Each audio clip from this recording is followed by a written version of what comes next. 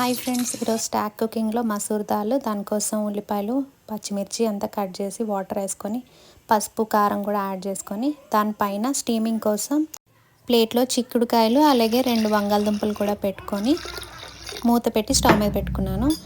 ఇంకా ఈరోజు తోటకూర కూడా చేస్తున్నాను. తోటకూరని చిన్నగా తరుక్కొని బాగా కడిగి పక్కన పెట్టుకున్నాను. దానికోసం కడాయి పెట్టి దానిలో ఆయిల్ యాడ్ చేసుకొని పోపు సామాన్లు అంతా వేసి తోటకూరను కూడా వేసి మూత పెట్టేశాను. కొద్దిసేపు అయిన తర్వాత లిడ్ ఓపెన్ చేసి పసుపు ఉప్పు కారం కూడా వేసుకొని బాగా కలిపి మూత పెట్టి సిమ్లో కొద్దిసేపు ఉంచాను.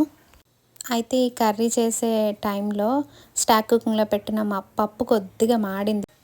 సో దాన్ని ఓపెన్ చేసి పైన స్టీమ్ అయిపోయిన వెజిటేబుల్స్ని పక్కన పెట్టేసి పప్పుని కలపకుండా దానిలో కొద్దిగా ఉప్పు అలాగే పప్పులోనేమో పులుపు కోసం ఈరోజు టమాటాలు లేవు, సో అందుకే దానిలో పులుపు కోసం మామిడి ఒరుగులు వేసాను. మీలో ఎంతమందికి మామిడి ఒరుగులు తెలుసు? ఫస్ట్ టైం నేను పెళ్ళి అయిన తర్వాత మా ఇన్లాస్ ఇంట్లోనే వాటిని చూశాను. వాటిని పులుపు కోసం పప్పుల్లోకి అలాగే రసం పెట్టుకోవడానికి వాడుతుంటారని తెలుసు. వాటిని ఏంటంటే సమ్మర్లో మామిడికాయలు ఎక్కువ ఉన్నప్పుడు వాటిని కట్ చేసి ఎండలో బాగా ఎండబెడతారు. అవి ఆల్మోస్ట్ కంప్లీట్గా డ్రై అయిపోవాలి. వాటిని స్టోర్ చేసుకొని ఇంకా త్రూ అవుట్ ఇయర్ పప్పుల్లో వీటిలో వాడుకుంటారనమాట. చాలా బాగుంటుంది. దాని టేస్టే డిఫరెంట్ ఉంటుంది. లైక్ మామిడి పప్పులాగే అనిపిస్తుంది అనమాట. ఇప్పుడు పప్పులో పోపు కోసం ఒక ప్యాన్ పెట్టుకొని దానిలో పోపు సామాన్లు అంతా వేసి పోపు వేసుకున్నాను. పప్పు రెడీ అయిపోయింది. ఇప్పుడు చిక్కుడుకాయలు పొటాటోని స్టీమ్ చేసుకున్నాం కదా, దాన్ని పోపు వేసుకోవడానికి ఇంకో కడాయి తీసుకొని దానిలో పోపు సామాన్లు అంతా వేసాను.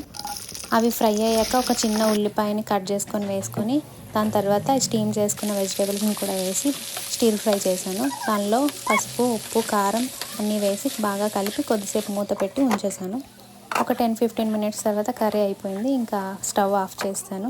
సో ఇలా ఈరోజు మా లంచ్ అయితే ఫినిష్ అయింది. వీడియో నచ్చితే లైక్ చేయండి, షేర్ చేయండి, సబ్స్క్రైబ్ టు మై